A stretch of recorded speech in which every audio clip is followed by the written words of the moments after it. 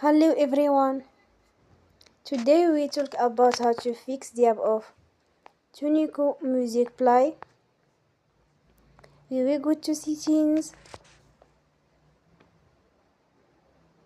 Then we click on apps.